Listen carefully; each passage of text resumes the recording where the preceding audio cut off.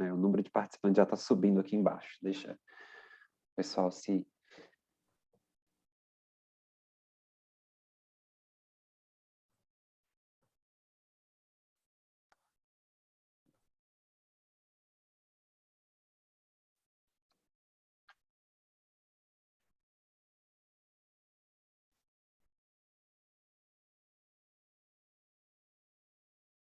Boa tarde, gente. Boa tarde, tudo bem com vocês? Vão colocando aqui na caixinha do lado do chat o local de onde vocês estão falando, para a gente acompanhar aí até onde a gente está conseguindo atingir com esse evento, e o curso de graduação que vocês estão fazendo, se vocês são alunos novos, de qual semestre, para a gente ter uma noção também do público que a gente vai abranger aqui nesse mais um evento do mês da carreira. Essa é a nossa penúltima live do mês da carreira, foram 16, ao todo 16 lives, né? Essa é a 15ª live da semana.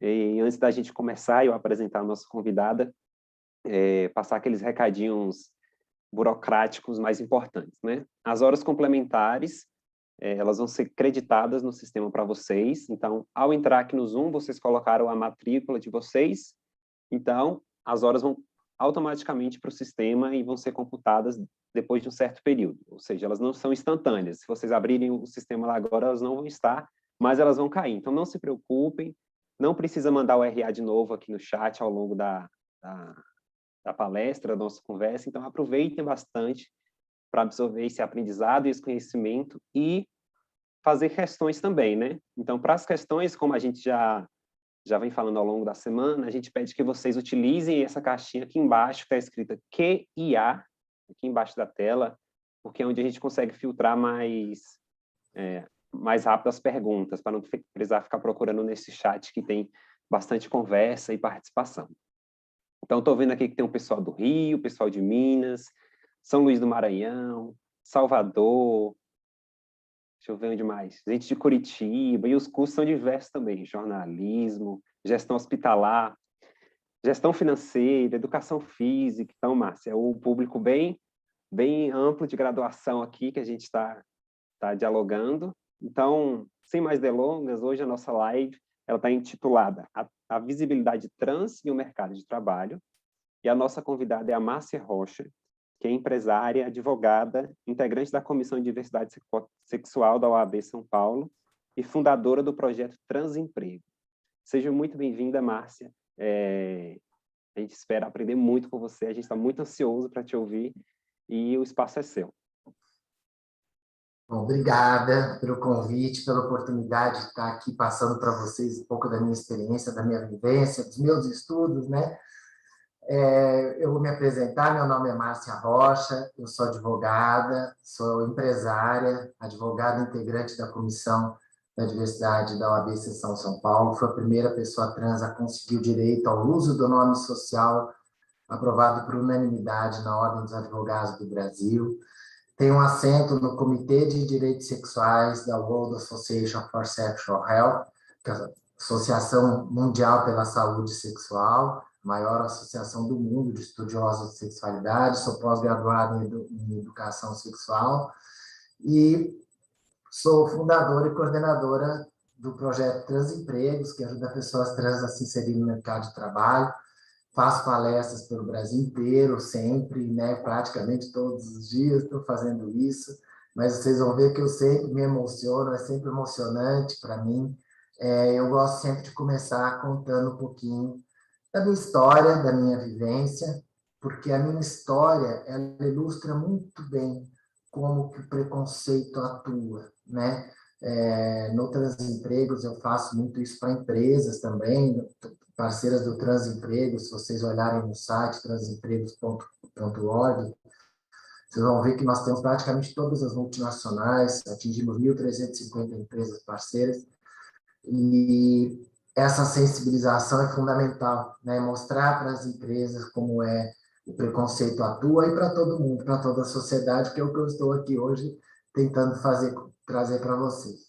Bom, eu sempre gosto de começar falando um pouco da minha história, né? Então, quando eu tinha 4, 5 anos, que eu fui para o Jardim da Infância, Era uma escola mista, tinha lá as meninas e tinha os meninos. E eu ficava com as meninas, porque eu entendia que ali era o meu lugar. Aquele era o meu universo, o universo que eu gostava, que eu me identificava, que eu me sentia melhor.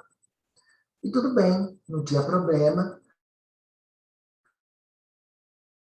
Algumas não ligavam muito, mas com o tempo um coleguinha começou a reclamar: você é menino, você tem que ficar com a gente,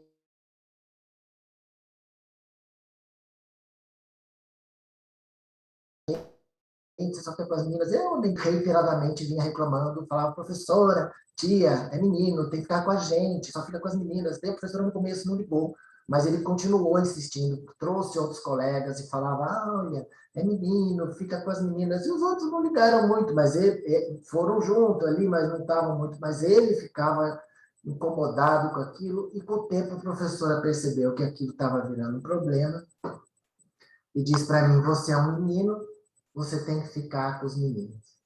E aquilo para mim foi uma violência, né, muito grande. Eu não queria mais ir para a escola, mas minha mãe me obrigava a ir. E aí eu entendi que eu ia ter que, entre aspas, ser o tal do menino. Pelo menos eu nunca me senti plenamente parte desse universo, do universo masculino, mas eu entendi que eu ia ter que performatizar uma masculinidade, fingir mesmo, ou pelo menos não ficar demonstrando o quanto eu me identificava com o feminino. E passei a levar uma vida dupla, né? Eu entendi que para o mundo era proibido eu dizer como eu me sentia, então eu passei a levar uma vida dupla. Quando eu podia, com 6, 7 anos de idade, eu pegava roupas da minha mãe, da minha irmã, da minha madrasta, depois, mais tarde, salto alto, roupas, me montava no quarto escondida, trancada, porque eu entendi que aquilo era proibido e ninguém nunca mais soube, bom, pelo menos nunca mais não, mas por um bom tempo, ninguém desconfiava. Eu via minha irmã, minha madrasta se maquiar para sair, mais tarde eu ia lá, imitava, né? Quando eu tinha oportunidade, algumas vezes aconteceu de eu ter oportunidade de ficar o dia inteiro trancada no meu quarto, é, com roupas femininas, podendo me expressar da forma como eu me identificava com aquele universo, com as formas de expressão via no universo feminino, que eu queria poder expressar também. E aí, mas com 11, 12, 13 anos, os corpos das meninas começaram a mudar. E eu lembro que eu observava elas de longe, né? Eu percebia os seios crescendo, ganhando curvas e tal, elas virando mulher, e o meu corpo estava começando a ir para o lado errado. E eu queria, aquelas minhas montagens furtivas já não satisfaziam plenamente mais, né? Eu queria que o meu corpo mudasse como o delas. Um dia, eu com 13 anos, eu vi uma travesti na rua, fui conversar com ela, ela me disse o que ela tomava, eu fui na farmácia, comprei pílula anticoncepcional e comecei a tomar. Alguns meses depois, começou a formar carocinhos nos meus mamilos, meus seios começaram a crescer, e eu super feliz, e mais algum tempo, meus seios crescendo, crescendo, um dia meu pai olhou a minha camiseta branca, eu usava o uniforme da escola, camiseta branca, obviamente eu não tive meu primeiro sutiã, né? E aí ele percebeu e falou: o que está acontecendo? Eu falei: não sei. Ele me levou no médico, o médico me pressionou e eu tive que contar o que eu estava fazendo. E aí sentaram meu pai e o médico à minha frente e começaram a me convencer a parar de me hormonizar, né? E eu resistia, porque eu queria muito aquilo, né? Aí eles falavam, meu pai falava: mas você vai ser menina, vai ter peito, todo mundo vai saber. Eu falava: é isso que eu quero. Meu pai ficava em pânico, gente.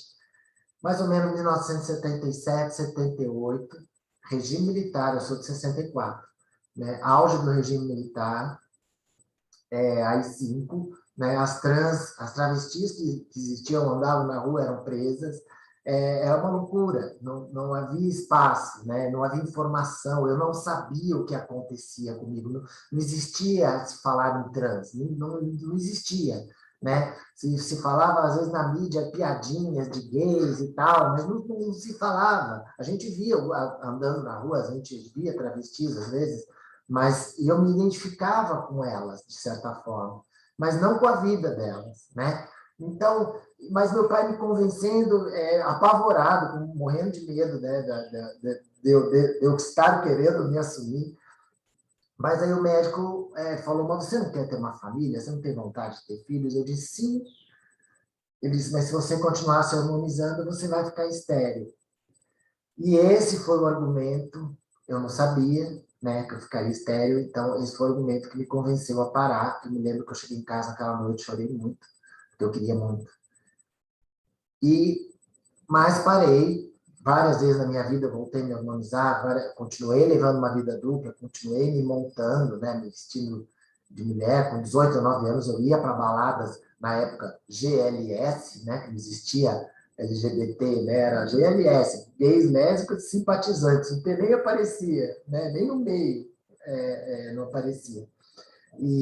Mas aí, naquele momento, eu parei com a harmonização, terminei o colegial, entrei na faculdade de Direito da PUC,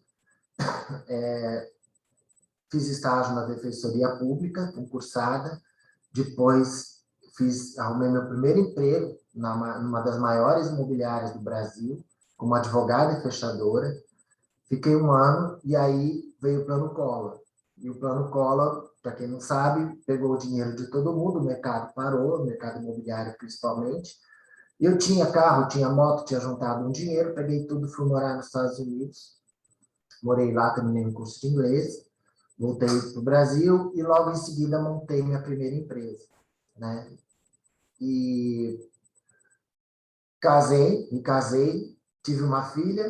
Eu tenho a sensação hoje de que eu quis casar só para ter filho, para poder resolver essa questão de não poder ter filho, para poder ser eu. Minha ex-mulher sabia, minha primeira esposa sabia que eu me montava, mas não sabia que eu era trans, porque nem eu ainda não sabia, não havia informação, né? Já tinha acabado o regime militar, né? Mas ainda não havia muita informação, ainda não havia muito esclarecimento, eu ainda não sabia muito bem o que eu era, o que acontecia comigo. Até porque eu sou bi, e eu gosto de mulher, né? Tanto que casei com uma, né? Depois eu casei mais uma vez depois, mas aí eu não entendia como era possível, achava isso uma incoerência, né? Eu me sentia menina, gostar de meninas, de mulheres, então era meio estranho. Não havia informação, né? Principalmente durante o regime militar, mas mesmo depois ainda não tinha muito. Depois veio a internet. Aí, quando veio a internet, eu casei, tive uma filha e me divorciei logo em seguida. Então, e aí, nesse meio tempo, surgiu a internet. Eu estava praticamente me divorciando quando surgiu a internet, começou a pegar mais a internet. Eu comecei a acessar e comecei a ver que existiam outras pessoas como eu, né? Existiam outras pessoas e comecei a ter um pouco mais de acesso à informação sobre o que é ser trans, sobre travestis e tal. Ainda era meio nebuloso, a ciência não tinha muita informação ainda sobre esse assunto, mas comecei a, com o fim do regime militar, era possível acessar informações de fora do país. Então, eu comecei a ter acesso a algumas poucas pesquisas, alguns poucos livros, documentos, algumas coisas sobre trans lá de fora, mas ainda era muito pouco, mesmo lá fora do país. E aí eu me divorciei, minha filha ficou morando meio comigo, meio com a mãe, até os 13 anos, depois ela veio morar comigo definitivamente, e ficou até agora, ela tem 27 anos. Mas aí eu terminei, com a internet, eu comecei a perceber que existiam outras pessoas como eu, comecei a andar com grupos de crossdressers, né? Pessoas que se montavam também e tal. Eu estava tentando entender o que eu era ainda, né? Havia muito poucas pesquisas, mas nesse grupo de crossdresser tinha algumas pessoas que estudiosas também do assunto, com as quais eu comecei a conversar mais. E depois conheci minha segunda esposa, me casei a segunda vez, e ela me apoiou. Ela disse: é isso que você quer, faça. Se você quer se harmonizar, se harmonize, né? Tome o hormônio, faça o que você quer. E eu comecei, né, com 35 anos, mais ou menos, uma nova hormonização, mais definitiva, né? E começou meu corpo, e comecei a pesquisar também um pouco mais sobre isso, participar de grupos de militância, né, pessoas travestis, transexuais, ativistas, né? Muitas travestis, inclusive da prostituição, ou que lidavam com esse público também, e também com outro grupo de crossdressers, continuei. Então, nesse meio tempo, convivendo com esses dois grupos e começando a estudar, quando eu estava com minha segunda esposa, eu conheci um especialista em sexualidade, né, Oswaldo Rodrigues, que me disse, e aí eu lembro de eu dizendo para ele, Oswaldo, eu acho muito estranho, porque eu me sinto mulher, mas eu gosto de mulher.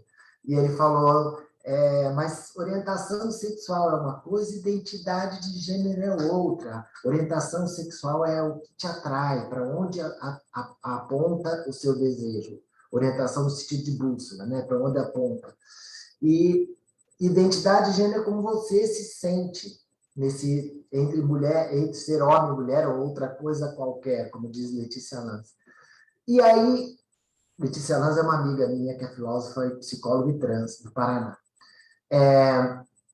Quando ele me disse isso, eu falei, foi um alívio para mim, porque até então eu não entendia o que acontecia comigo. E dali eu falei, nossa, então eu posso ser quem eu sou, eu posso me sentir mulher e gostar de mulher. Ele disse, tem lésbicas, lésbicas são mulheres que gostam de mulheres, né?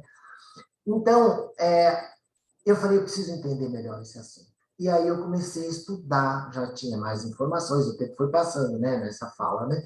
E aí já começou a ter mais trabalhos acadêmicos, mais informação, e eu comecei a estudar profundamente tudo que era relativo à sexualidade e gênero, ao ponto de hoje fazer parte, ter um assento no Comitê de Direitos Sexuais dessa associação que eu mencionei, né, fui convidado, me tornei uma grande especialista no assunto, mas naquele momento, começando a me harmonizar e entendendo o que acontecia, caíram duas fichas. A primeira ficha que me caiu foi que, naquele dia, com meu pai e o médico sentados à minha frente, me convencendo a parar de me hormonizar. Com 13 anos, se eu tivesse dito, não quero saber, eu vou continuar, eu quero ser menina. Se eu tivesse feito isso e não tivesse parado, eu não seria nada. Eu não teria jamais terminado o colegial, teria sofrido bullying, teria sido expulsa da escola. Eu não teria entrado na faculdade, na Pontifícia Universidade Católica de São Paulo, durante o regime militar. Eu não teria feito estágio na defensoria, não teria jamais tido meu primeiro emprego como advogada e fechadora de negócios de uma das maiores imobiliárias do Brasil. Eu não teria morado fora, eu não teria empresas, provavelmente eu não estaria nem vivo.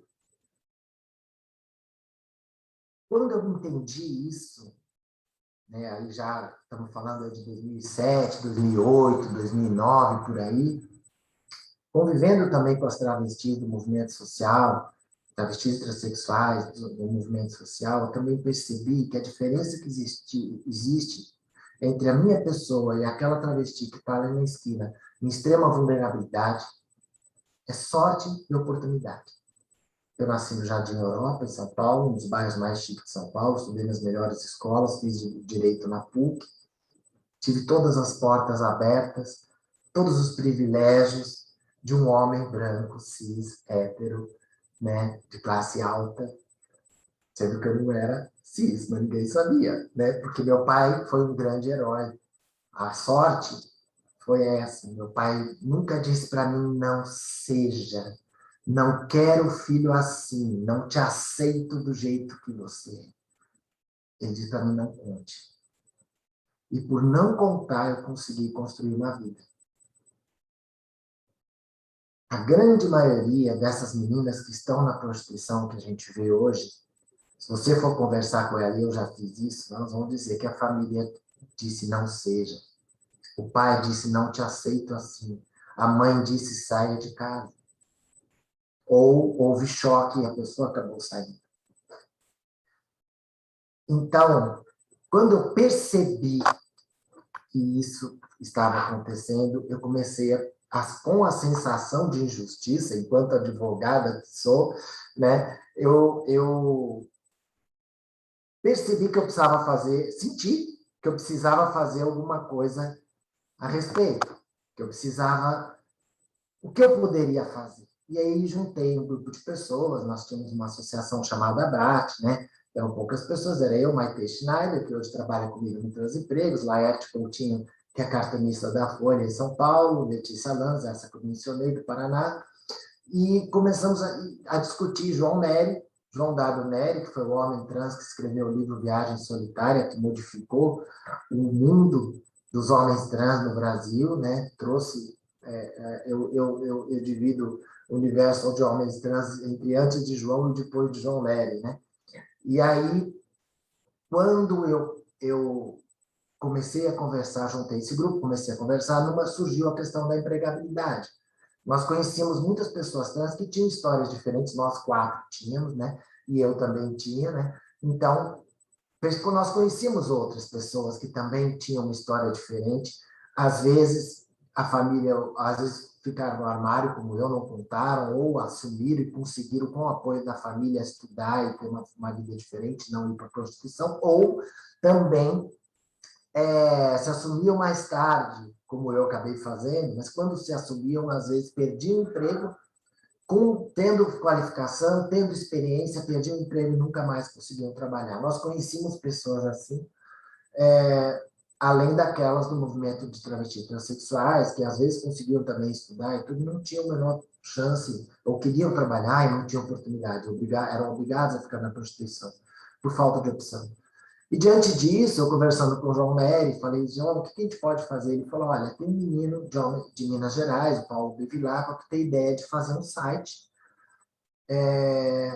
Eu peguei e trouxe o Paulo para São Paulo, ele ficou hospedado na minha casa 15 dias, nós ficamos discutindo o que fazer. Eu juntei um grupo de pessoas, ativistas, algumas pessoas que eram gestores na época, também LGBT, e nós, né, chamei a Daniela Andrade também, que precisava fazer o site, ela era técnica de informática, enfim, juntei um grupo de pessoas e nessas reuniões eu disse, só fazer o site é pouco, né, mas é o primeiro passo, vamos fazer o site, né? Porque seria um site para que as pessoas pudessem enviar os currículos e as empresas pudessem ter acesso. Né? As empresas que contratariam também não sabiam onde buscar, não tinham onde buscar pessoas trans. Né? E aí essa ideia foi lançada em 2013, em 2014 o site da Daniela ficou pronto, foi lançado, e saiu uma matéria no Estadão, né, meia página no caderno de economia, com a minha cara lá, e o fórum de empresas, existia um fórum de empresas, se vocês quiserem, existe até hoje, chamado Fórum de Empresas LGBT, Fórum de Empresas e Direitos LGBT+. Esse fórum me chamaram, me convidaram para fazer parte, e eu estive numa reunião em dezembro de 2014, e nessa reunião eles estavam dizendo que a última fronteira de empregabilidade eram pessoas LGBT. Eu disse, não, é ter, porque gay e lésbica consegue arrumar emprego, basta não contar que é gay e lésbica. Trans ou fica no armário, se ela se assume, nunca mais trabalha. E isso chocou muito as empresas, e elas, comprometidas com a diversidade, começaram a contratar trans a partir de 2015. Em 2014, tinha havido uma contratação, né, para arrumadora de motel. E em 2015 foram algumas dezenas já de pessoas contratadas. E aí, eu também, simultaneamente, quando trabalhando no Transempregos, eu resolvi me assumir, né? Minha segunda esposa não estava gostando muito, ela um dia virou para mim e falou, você está ficando muito mulher. E eu fiquei muito feliz, né? Porque aquilo para mim era um elogio, mas ela disse, não, eu estou perdendo desejo, porque eu gosto de homem. E aí foi mais uma lição de sexualidade para mim, que eu entendi que gênero, homem e mulher, não é apenas como você se sente, identidade de gênero, mas também tem a ver com a orientação sexual, aquilo que te atrai. Né? Se você gosta de mulher, você vai procurar alguém que para companheira, alguém que esteja naquele universo das mulheres, né? Ou se você gostar dos dois, tudo bem, mas se você é hétero, ela falou, eu gosto de homem, você está ficando muito mulher, estou perdendo desejo. E aí foi um segundo divórcio na minha vida, porque quanto mais eu ia, quanto mais eu estava sendo algo que eu sempre quis, mais eu queria. né? Eu me dava muito, minha amiga até hoje, minha segunda esposa, minha primeira também. Mas aí eu optei por ser eu, finalmente, e acabei me divorciando a segunda vez. E logo em seguida eu fui convidada para um evento na OAB, me assumi, né? Comecei a me assumir publicamente, já estava transicionando, já estava ficando realmente com mais seios, com o corpo, etc., né? Fazia sobrancelha, que dá muito na vista, né? E cabelo comprido. E aí me convidaram para fazer uma palestra pela OAB em São Paulo. Eu fui, tinha tido aquele crime da lâmpada na Avenida Paulista, recente, tinha acabado de ter, que foram dois homossexuais que estavam andando de mão dada e um rapaz veio com uma lâmpada e deu na cabeça de um deles. O crime foi julgado agora, o último recurso agora recentemente, para condenação do réu, mas tinha acabado de acontecer esse crime da lâmpada e eu, quando estava nessa palestra, eu falei que eu era advogado, isso que eu estou dizendo aqui, que eu só era advogado, que eu pagava impostos, que eu tinha, nunca tinha feito mal a ninguém, que eu ia a público dizer isso, que eu duvido que vocês encontrem uma pessoa que fale mal de mim, que eu enganei, que eu passei a perna, que eu fui desonesta, qualquer coisa assim, porque não tem, né? E pago um absurdo de impostos, tenho 3 empresas hoje, e posso sofrer uma violência ou morrer, levar um tiro no meio da rua simplesmente por ser eu. E minhas palestras pela Ordem dos Advogados do Brasil se chamam O Direito de Existir. Por que é que eu não tenho o direito de existir? Por que é que eu não tenho o direito de ser quem eu sou se eu não faço mal a ninguém? Né? Se eu pago impostos, se eu sou uma cidadã. Né? E a partir de então fui convidado a fazer parte da comissão naquela época e nunca mais parei. Até hoje, né? Faço parte da comissão atual e agora estou candidata oficialmente ao Conselho Estadual da OAB pela Chapa 14, com Patrícia e Sica, que se eu for, né, eu fui a primeira trans a conseguir o direito ao uso do nome social, e se a chapa vencer, eu seria a primeira trans a ser conselheira estadual da OAB no estado de São Paulo. E, bom, a partir daí não parei mais com a militância, criamos o projeto Transempregos, que toma um tempo gigante da nossa vida, né? Até 2017 era só eu, porque as outras pessoas que estavam no grupo do Transemprego no início, depois acabaram, não atuavam, né? Assim, com as empresas e tudo, eu que ia, quase todos os dias tinha reunião com RH, com presidência, com palestras de conscientização, faço isso até hoje. E aí, em 2017, Maite Schneider, que morava em Curitiba, veio morar em São Paulo e começou a me ajudar diretamente com o projeto Transempregos. O site tinha sido derrubado, fiquei um ano sem site, o ano de 2016 inteiro, eu fiquei sozinha, sem site, trabalhando só com Facebook para divulgar as vagas. Mas em 2017, a Maite veio e logo em seguida ela fez um outro site, que hoje já foi refeito mais uma vez, que hoje tem um grupo de profissionais gratuitamente que fazem esse trabalho de acompanhar o site, de cuidar do site, é hospedado de graça, hoje o Transempregos não tem custo nenhum. No início era pouquinho, era uma hospedagem por ano que eu pagava do meu bolso. Tudo de graça no Transempregos, não é cobrado nada de quem é das empresas, nada de quem é contratado, é tudo absolutamente grátis. Simplesmente eu e Maite, a gente trabalha voluntariamente. Laerte Coutinho também faz parte, mas Laerte não atua diretamente no dia a dia. Ela ajuda, ela faz logos, faz trabalhos, divulga, né? Ajuda a divulgar, mas eu e Maite, que é o dia a dia mesmo, que é muito puxado, bastante trabalho mesmo, e tudo de graça, né? Sem ganhar nada, por amor à causa, e nós atingimos esse mês 1.350 empresas parceiras, temos mais de 24 mil pessoas trans inscritas no projeto Transempregos hoje, e o ano passado, com crise e pandemia, foram 707 pessoas trans contratadas, com carteira assinada. E esse ano a gente vai bater esse número, né? E com certeza. Então, é um caso de sucesso, foi algo que realmente às vezes me perguntam, mas por que você se esforça tanto, continua tanto? Porque eu vi o resultado. Porque eu vejo no olhar das pessoas que me procuram, às vezes para agradecer, para dizer que eu ajudei, que eu salvei a vida do irmão, mães que dizem que têm filhos trans ou filhas trans e que eu dou esperança, porque elas temeriam demais pela vida, pelo futuro dos seus filhos, se não houvesse essas modificações, essa mudança no mundo, né?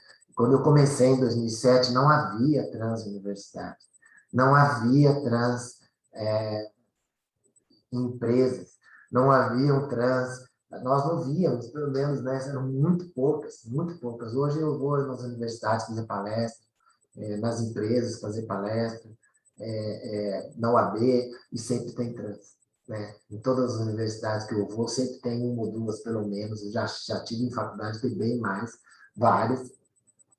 Vocês devem saber disso, inclusive, hoje, porque o mundo está mudando. Né? Há 10 anos atrás, nós não tínhamos direito nenhum. Né? Em 2010, não havia, LGBT não tinha nenhum direito conquistado.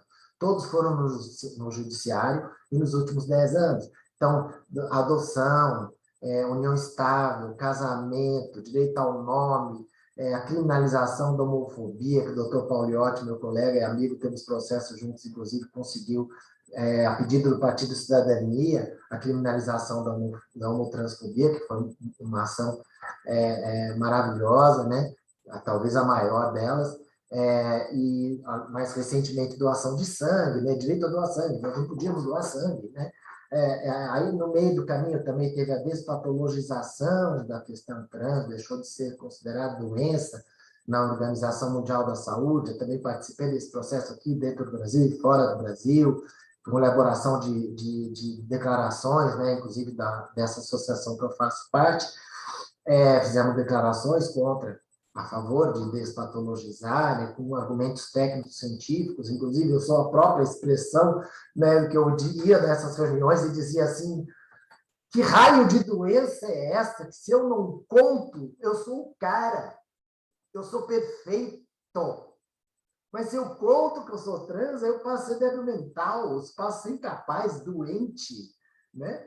Que raio de... Não é doença, é uma característica humana, né? Então, tudo isso fez parte da minha história, da minha luta, do meu que continua, que não terminou, que é diária, né? E depois eu fiz a pós-graduação em educação sexual, eu participei com a associação, com a WAS, né, que a gente chama de WAS, que é o World Association for Sexual Health. Eu participei de elaboração de 2 documentos em Nova York, um deles foi lido na ONU, inclusive, em 2015. Tenho apresentado trabalhos acadêmicos pelo mundo inteiro, também contando essa história, né, argumentando o porquê, mas o mais importante disso tudo é mostrar como o preconceito atua. Né? O preconceito ele está dentro da gente. Né? São vieses inconscientes que a gente chama. Né? A pessoa não percebe que ela tem o preconceito, mas está ali. Então, na hora de escolher um candidato para um emprego, na hora de decidir se a pessoa sobe na empresa, na hora de escolher quem é que vai para aquela vaga de pós-graduação, quem é que vai ter bolsa, quem é que vai ter a oportunidade, a gente perpassa esses viés inconscientes, eles atuam, esse preconceito que a gente tem atua e impede, né, que determinados grupos tenham chance. E para ilustrar isso, eu tenho um trabalho acadêmico sobre isso. O Brasil tem 56% de pessoas negras. O Brasil tem 52% de mulheres. O Brasil tem cerca de 24% de pessoas com alguma deficiência. O Brasil tem LGBT, que a gente não sabe o número, mas a gente tem LGBT bastante, tem negros, tem índios, quer dizer, tem índios, tem pessoas de religião de matriz africana, né? São minorias, ditas minorias. Aí eu estava escrevendo esse trabalho acadêmico e falei, peraí, quem não é minoria? Um homem branco, cis, que não é trans, hétero, bem-sucedido, porque pobre é minoria, né? Católico praticante, bom pai de família, né? Se tiver alguma coisa fora daí, ele já não tem os privilégios todos, né?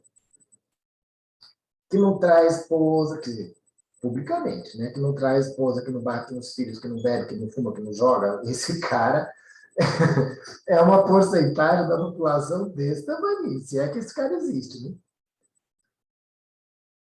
Então, mas se você olhar para o judiciário, juízes, desembargadores, se você olhar na política, seja cargo eletivo, seja executivo, seja no executivo legislativo de qualquer município, se você olhar nas empresas, do meio dos cargos, vai subindo, no meio de gerência para cima, se você olhar nos sindicatos,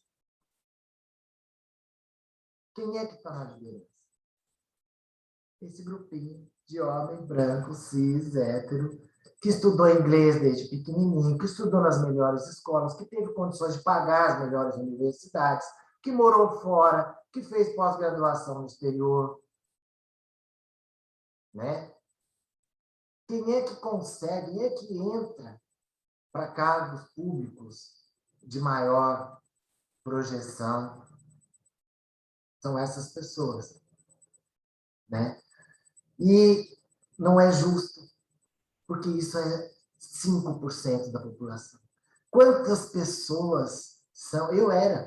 Eu posso falar porque eu fui um cavalo de Troia. Eu estive lá. Eu tive todos os privilégios. Eu sei o quanto eu fui privilegiado, o quanto as portas se abriam para mim, o quanto foi fácil arrumar emprego de advogada numa das maiores imobiliárias do Brasil, porque a minha família era do ramo e as pessoas conheciam a minha família. E eu tinha estudado na PUC, e eu tinha feito colégio Perdomus, e eu tinha morado fora, com 14 anos fiz intercâmbio, e eu falava inglês. Então, esse grupo privilegiado de 5% da população é quem comanda o país, é quem está nos cargos mais altos do país, é quem está no executivo, no legislativo, no judiciário, em todos os setores mais importantes nas empresas, nos cargos maiores das empresas. Pode verificar, não estou mentindo, basta olhar. Vai lá e olha, né, quem são essas pessoas. Né? Então, não é justo. Isso não é justo, não está certo. A gente precisa mudar isso. E, recentemente, e aí eu posso falar que é de 5, 6 anos para cá, a questão de raça e etnia, a questão de índios, a questão do meio ambiente, a questão de mulheres, né? Contra o machismo, contra o racismo, contra a LGBTfobia, contra a pessoa, preconceito com pessoas com deficiência, né? Que recentemente eu ouvi um ministro dizer que criança deficiente atrapalha os outros, né? Coisas desse tipo, vem mudando. Pelo menos a discussão está em pauta, a coisa veio à tona, e eu posso ter certeza que eu me remexi um bocado esse fundo para botar essas questões para a tona.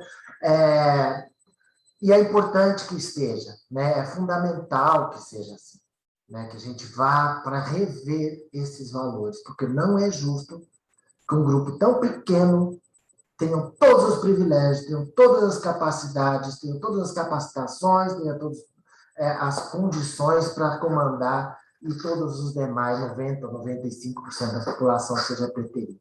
Isso não é justo. Isso não está certo. E a gente precisa mudar isso.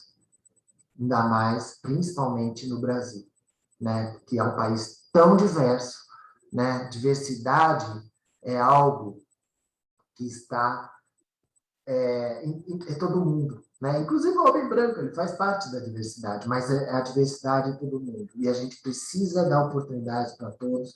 Nós precisamos de mais isonomia, que é direitos iguais para todos, oportunidades iguais para todos, pelo menos com mais justiça, com mais igualdade, com mais percepção. Então, é isso que eu vim aqui falar para vocês hoje. Estou aqui, vou abrir para perguntas, né? A gente vai abrir para perguntas, para a gente ter um pouco mais de troca aí. tá bom? E que é isso que eu queria trazer para vocês. Obrigado. Márcia, muito obrigado pela sua fala. Está todo mundo aqui enchendo de elogios. Sua fala foi muito esclarecedora. Parabéns pelo seu sucesso. Excelente essa live. Parabéns pela sua coragem de trazer esse tema aqui. E a gente tem aqui mais de 1000 pessoas assistindo. Os comentários não param aqui no chat. Você está podendo acompanhar aí. E aí o pessoal foi mandando algumas questões aqui. E eu tentei sistematizar aqui em 2 blocos e unir algumas questões. Para a gente conseguir atingir o maior número de respostas aqui. Então, tem 2 grupos de questões. O primeiro grupo é mais sobre ser uma pessoa trans diante dessa realidade, e o segundo grupo de perguntas é sobre a questão do mercado de trabalho. Então, vou resumir o primeiro grupo de questões da seguinte forma. As pessoas estão perguntando assim, como que é lidar com esse preconceito? Você hoje, que é uma executiva, uma advogada, reconhecida, renomada, ainda passa por preconceito, ainda passa por situações de preconceito, ou passa de outra forma porque você está em uma posição diferente hoje? E nesse sentido, aí rolou um debate aqui no chat, que foi assim, a família, a primeira reação da família é interpretada como preconceito porque a família tem uma preocupação, na verdade, com a violência que aquela pessoa vai sofrer, e, na verdade, não seria um preconceito isso, e sim uma preocupação com o bem-estar da pessoa trans, ou, na verdade, isso é um preconceito e a gente está envelopando esse preconceito com o argumento da preocupação por conta da violência. Porque a gente sabe que a expectativa de vida das pessoas trans no Brasil hoje é 35 anos. Então, a realidade de violência existe. Mas como que a gente lida com isso? Quais são os diferentes preconceitos para as diferentes pessoas trans? Muito bom. Então, quando eu ando na rua, eu sofro preconceito, né? Em todas as situações, não só no Brasil, isso é importante colocar, lá fora é igual, tá, gente? Pensa que o Brasil é o pior país do mundo. Não é. Vai para o Afeganistão, você vai ver que não é. Né? Arábia Saudita, para qualquer país da Ásia, é muito pior, tá? Mas eu sofri preconceito no México, eu sofri preconceito na Itália, eu sofri preconceito na Rússia, né? No México foi violento. Então, aqui existe. Tem problema? Tem. Realmente, eu ser uma pessoa privilegiada, estar em São Paulo, que também é importante, ter todos os instrumentos para poder enfrentar o preconceito.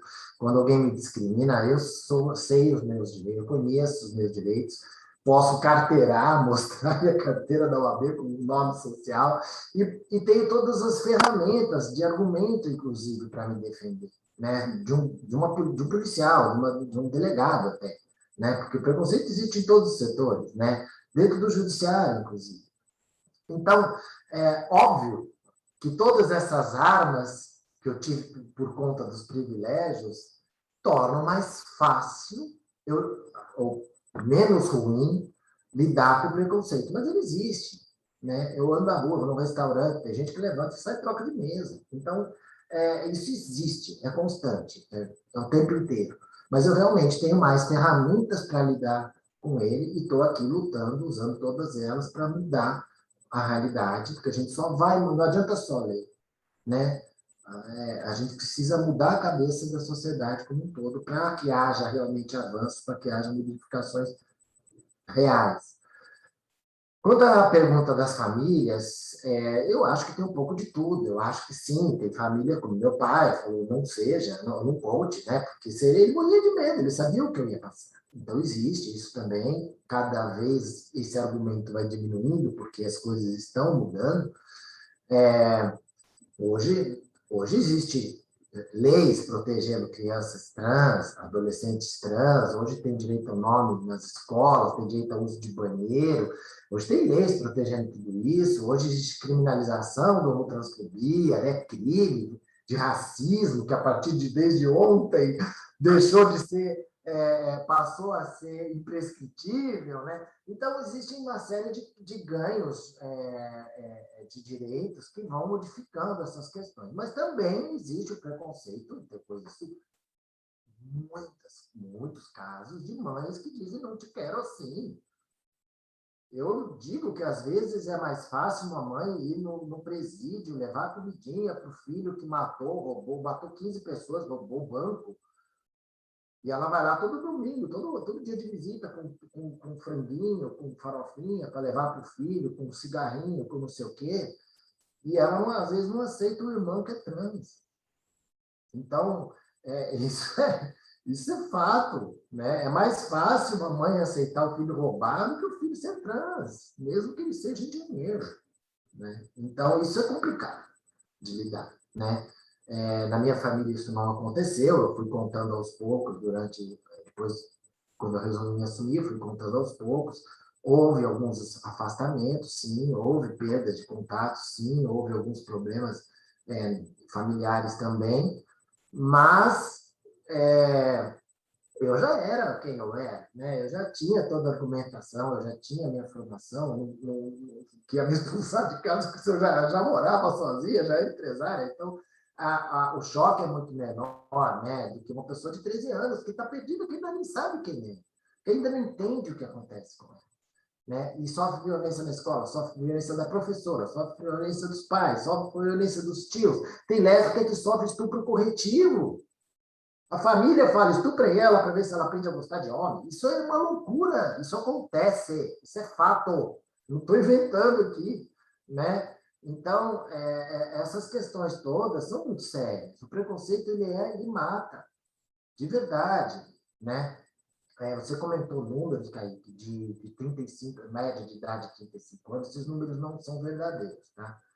Nem que 92% está na prostituição. Esses números não são reais, já está sendo provado isso, eu alego isso há muito tempo, mas com muita resistência, mas não é verdade, porque os homens trans não estão na prostituição, é metade da população.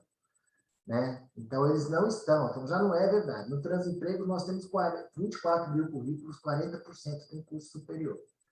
Agora, tem muita gente no armário, tem muita gente ali oculta, que não se expõe. Né? Quem a gente mais vê é a travesti que está na prostituição. Isso a gente vê na rua. Então, dá a sensação de que a grande maioria está na prostituição, mas não é verdade. São Paulo fez um mapeamento, vocês podem procurar mapeamento do município de São Paulo trans, vocês vão ver os números. Né? Das mulheres trans, só metade já esteve ou está na prostituição. Das travestis. Das transexuais cai para 40%. E homem trans nenhum. Então, esses números não são verdadeiros. Ontem, o IBRAT lançou, a Associação Instituto Brasileiro de Transmasculinidade lançou uma pesquisa interna deles, que mostra que só 13% não tem segundo grau completo. Tá? Foi lançado ontem. Tá? Bate com os nossos números. Então, esse discurso e da média de idade, por que existe essa história de média de idade de 35 anos? Porque durante os anos 80, com a AIDS matando, foi feita uma pesquisa no Hospital das Clínicas de São Paulo com travestis que iam lá porque estavam com AIDS. E aí fizeram a média 35 anos. Bom, tudo bem, mas a AIDS para travestis de rua, né, que vai em serviço público, né, gratuito, e era um programa exclusivo para pessoas trans, travestis. Então, óbvio que a média de idade era 35 anos, mas não é mais, tá, gente? Não é. Se tivesse que chutar um número, eu diria que é 50. Tá? Eu estou com 56, mas eu tive os privilégios. Eu conheço trans, mas realmente eu diria que é 50, perto de uma média brasileira de 70, né? Então, realmente morre muito mais trans também por uma série de questões, além da violência, mas por causa de uma série de outras questões, enfim, que não vem ao caso, mas que afetam também a saúde física e a longevidade da pessoa. Mas não é 35 anos, pode ter certeza que não é, como também não é 90% que está na prostituição. Então, esses dois números são impossíveis, tá? Não é real. Mas eu não estou dizendo aqui que o preconceito não existe. Acabei de falar muito de quanto ele existe, o quanto ele é nocivo e mata. Né?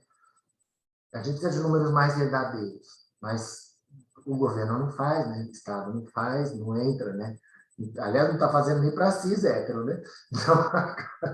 Era isso que eu ia perguntar, né? Que as pesquisas ultimamente não estão tendo o devido investimento. do Estado, enfim. Mas é bom você esclarecer esses dados que a gente tem aí divulgado pela mídia. E que bom, né, que a expectativa de vida não é 35, e sim um número chutando aí 50 anos. Eu diria que talvez, se você pegasse a população, só as travestis de rua, né, que estão em extrema vulnerabilidade, pode ser que seja perto disso. É muito Hoje nichado, ainda, né? O ainda hoje. Acho que não é, mas pode ser que seja mais próximo disso, né? Mas não considerando a população trans como um todo, porque é impossível, os homens trans não entram, né? Metade da população são homens trans, né? Então, eles não entram nessa conta. Sim, tem razão. O segundo grupo de questões que eu tinha comentado é sobre o mercado de trabalho, né? Então, o pessoal perguntou assim, quais são os desafios para a pessoa entrar no mercado de trabalho? Eles observam o seguinte, às vezes as empresas aceitam um homem gay, mas uma mulher trans não. Então, qual é a diferença desse preconceito que as pessoas encontram na hora de procurar um emprego? E o que as empresas podem fazer por essas pessoas? Como as empresas podem colaborar para a abertura à diversidade nesse momento que a gente está vivendo? Procura o transemprego. Levantei a bola para você. Ó. Na Transempregos tem a cartilha, tem uma cartilha feita junto com as multinacionais, né? Nós, junto com eles, fizemos uma cartilha maravilhosa, chama Agora Vai, se você entrar no site, é de graça, é tudo de graça, é só ir lá e estudar. Quem for de RH aí pode ir lá olhar o que pretende ser, né? Estudante de administração, de psicologia, pode ir lá olhar, a cartilha está lá disponível, né? Então, o que a empresa pode fazer é querer mudar. Primeira coisa, tem que querer mudar. E a gente trabalha desde a ponta de CEO até de uma ponta a outra, desde o CEO até o pessoal da segurança da faxina, porque precisa ter isso. Né? Não adianta você colocar uma pessoa trans dentro de, eu falo, jogar o carneirinho no meio dos leões, né? Jogar a pessoa trans num ambiente totalmente hostil. Não adianta, não vai resolver, a pessoa não vai ficar. Né? Ou se ficar porque precisa do salário, vai ser um problema ali dentro, né? Vai causar problema para a empresa. Então, precisa haver uma preparação interna, uma conscientização, uma compreensão. Eu faço isso que eu estou fazendo aqui, eu faço nas empresas também, né? Se precisar, a gente vai lá pessoalmente, fala com eles e tudo. Eu conheço CEO de um monte de multinacional por conta disso. Desafios para entrar é preconceito.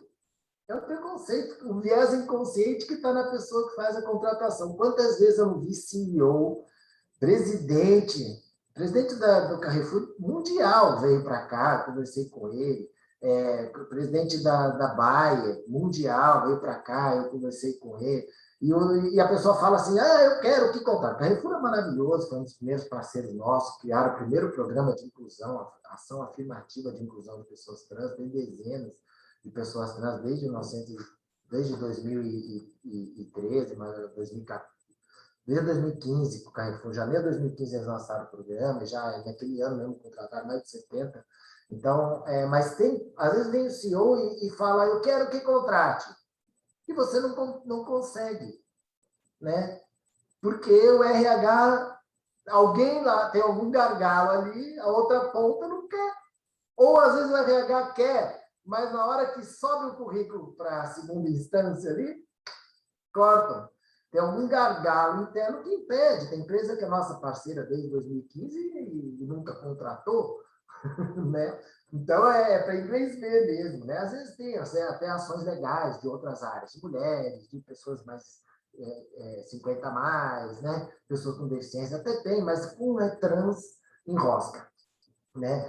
Por outro lado, tem empresas maravilhosas, empresas que realmente contratam. Atento tem mais de 1.000 trans, que é telemarketing. Mas é telemarketing, a pessoa não vê. Bom, mas está dando emprego, a pessoa está trabalhando, o que importa, né? O que importa para mim é que a pessoa possa viver, ter um salário digno para sobreviver, no mínimo, né? E tem trans que subiu dentro da Atento. A gente tem histórias muito lindas, a gente tem no Transemprego, de engenheiro, duas, que foram roubadas por outra empresa, que eram muito competentes, 2 vezes. Tem uma engenheira na Petrobras também, essa Érica apareceu na capa de revista.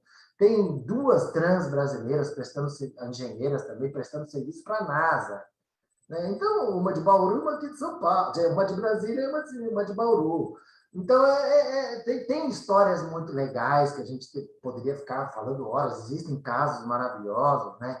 De pessoa negra da periferia que entrou pelo Transempregos em estágio, fez inglês, né, pago pela empresa, não foi efetivada, mas terminou a faculdade, a empresa pagou a faculdade, terminou a faculdade, concurso de inglês, acabou, hoje faz plano de carreira na Alquímica e faz MBA, pelo Transemprego de graça, que nós conseguimos 100 bolsas de MBA, ela está fazendo. Então, tem muitas coisas acontecendo, fora daquela questão vitimista, de que só, né, que matam, o que é real. Não estou dizendo que não matam, porque a gente vê fotos todos os dias, conheço pessoas que morreram, conheci trans que foram assassinadas do nada. Eu digo, posso não ver só de andar na rua.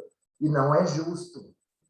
E a grande questão que a gente precisa tocar as pessoas é a questão da injustiça, e não só com trans, com questão das mulheres, com questão... Eu faço palestra de feminismo também, para mulheres, né? Tem muitas questões horrorosas também, da violência, de injustiças também, mesmo na questão de empregabilidade, os homens sobem mais, as mulheres não sobem, enfim, tem uma série de outras questões. Questão racial, que é terrível no Brasil. Terrível, né? Então, enfim, vamos ver. Tem mais perguntas? O pessoal está dizendo que Está acabando. Eu escutaria a Márcia por horas, por horas. Tem alguns relatos pessoais aqui, do pessoal dizendo que saiu dessa palestra aqui muito mais esclarecido sobre as questões, que é tão importante debater sobre esse tema. Enfim, a última questão que a gente tem aqui é sobre a educação. Apareceu constantemente aqui os comentários sobre estudar a formação acadêmica, como que uma formação acadêmica, como que uma graduação, ou um curso técnico, ou a escola pode mudar a vida de uma pessoa trans. É uma facilidade para ingressar no mercado de trabalho quando a pessoa tem essa formação? Existem barreiras para a pessoa acessar essa formação antes dela, né? Eu sou educadora, né, em sexualidade, eu dou aulas também, pós-graduações. Óbvio que a educação é o caminho, e eu não estou falando só para trans, é para todo mundo, né? É mais fácil um negro com pós-graduação arrumar emprego do que um negro que não tem primeiro grau, isso é óbvio. Isso qualquer pessoa, né? Trans também, né? Há dificuldades para acessar? Porque na escola, às vezes, a pessoa é muito afeminada, né? Ou é uma menina muito masculina, e aí sofre bullying, e aí a escola causa bullying. A própria escola, a professora, a diretora reprime, chama os pais, fala, olha, mas é muito bichinha, né? E o pai fala... Então, assim, tem uma série de dificuldades desde o primeiro grau, segundo grau, faculdade, tudo. Existem obstáculos, existem dificuldades, mas sim, é o caminho. É o caminho, a gente precisa mudar isso também. Existem leis hoje, pelo menos no estado de São Paulo, as leis são seguidas, são observadas com muito rigor. Né? Eu sou da comissão, se alguém discriminar uma pessoa, não deixar usar o nome social, a gente vai para cima. Já fiz isso algumas vezes, mandar notificação para a universidade e falar, tem que respeitar o nome social, sim. Tem que usar banheiro, sim. Né? E se precisar, eu vou isso, fazer a aula para vocês, explicar, boa, o maior prazer. Mas tem, porque é lei, né? Então, hoje mais ainda, porque hoje é crime, né? Então, a gente precisa... A educação é o caminho, sem dúvida nenhuma, a educação é o caminho, é o melhor caminho para você se preparar, para você ter ferramentas, para você ser um grande profissional, ser mais... Até continuar depois que arrumou um emprego, para crescer na empresa, para conseguir outros empregos, né? Poder trabalhar, estudar, que é um privilégio, mas é importante, para o seu crescimento profissional. E, sim, educação, eu estou falando aqui para pessoas, para estudantes, né? Continuem, viu? Eu estudo até hoje, não paro não. Continuem sempre, porque é importante, até para você ter uma visão de mundo mais verdadeira e não ficar caindo em discursos fake news, seja de esquerda, seja de direita, né? Discursos prontos, né? Para você poder aprender a pensar por si só, que é o que importa. O papel maior da educação, eu acho que é isso, dar ferramentas para a pessoa e ensinar a pensar, né? Por si só. Eu queria aqui também falar, se tiverem professores aqui de determinadas áreas, eu faço palestras específicas para direito, para psicologia, para administração, eu faço isso também, pode me chamar. Meu Instagram é Márcia Rocha, tudo junto, ponto oficial. Márcia Rocha, @marciarocha.oficial. Tem Transempregos, tem o site Transempregos, tem no Facebook Transempregos. O site Transempregos é tudo gratuito, tem curso para trans gratuito lá, né? O Transformação, que ensina como se comportar em entrevista, que ensina a usar ferramentas do Google, que ensina, tem muita informação, é um curso que tem certificado também, gratuito, basta se inscrever e fazer. Então, assim, surgem cursos no Transempregos direto para vários setores. Recentemente teve um de química, para a indústria química, tem de inglês, tem de línguas, surgem. Pós-graduação, como eu falei, MBA, a gente vai de 100 vagas de MBA grátis esse ano, foram 1.000 inscritos, né? Tiveram que selecionar só 100, mas professores que queiram me chamar para eventos, para palestras, a gente marca com antecedência, porque minha agenda era uma loucura, mas a gente marca com pessoas, alunos aí, pessoas que tenham dúvida, até com relação à sexualidade, orientação, identidade de gênero, essas questões todas, que eu sou especialista, quiserem tirar dúvida, podem me procurar no Instagram também, a gente marca, conversa. Estou super aberto, eu adoro fazer isso, eu acho que é importante, é a razão da minha existência. Eu tenho 3 empresas, 2 empresas, as 3 são grandes, as 3 dão muito dinheiro, e não tem dinheiro que eu ganhe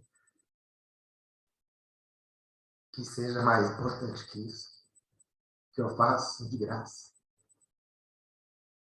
Márcia, muito obrigado por tudo, muito obrigado pelo seu conhecimento, pelo seu tempo. Assim, tá todo mundo muito encantado, perfeito, emocionante, muito obrigado. Todo mundo dizendo aqui, eu acho que tudo que eu falar para você não vai ser suficiente para agradecer e para demonstrar o quanto a gente acredita no trabalho que você faz e o quanto a gente está muito satisfeito de ter você aqui com a gente para falar com nossos alunos, para tocar nesse tema. E, assim, pode ter certeza que o convite vai ser feito novamente, porque é um tema que a gente precisa debater todos os dias, né? E a gente tem aqui 1.100 e poucas pessoas, e eu tenho certeza que elas vão reproduzir esses conhecimentos que você falou e reverberar tudo isso aí para os amigos, para a família. E é isso. Muito obrigado mesmo, viu? Damião, Eu que muito agradeço a obrigado pela oportunidade. atenção. Um beijo para todos, todas e todas. Me procurem, estamos juntos. Coloca Vamos mudar esse mundo. coloca o seu Instagram aqui no chat, que o pessoal estão perguntando aqui que eles querem buscar. Enquanto isso, gente... Meu chat iniciado agora. Isso. Enquanto isso, gente, para a gente finalizar... Não está abrindo o meu chat, não sei por quê. Abre. Abriu? A Márcia vai colocar as redes sociais dela aí para vocês seguirem. E, enquanto isso, eu agradeço o Damião pela colaboração e parceria aqui na tradução para Libras. Agradeço vocês por estarem aqui conosco. Não se esqueçam que hoje a gente ainda tem uma live às 18 horas, chamada Como Fazer o Seu Pequeno Negócio Gastronômico Se Estruturar e Crescer, com a Carol Mello, da Food Lab. Então, vai ajudar você aí que tem o seu pequeno empreendimento de gastronômico, que vende um bolo, que vende um brigadeiro, que está usando a cozinha de casa para começar a empreender. Ela vai te ajudar com dicas muito importantes aí nessa live às 18 horas. Pessoal, muito obrigado e até a próxima. Obrigado, Márcia. Um beijo para todo mundo. Tchau.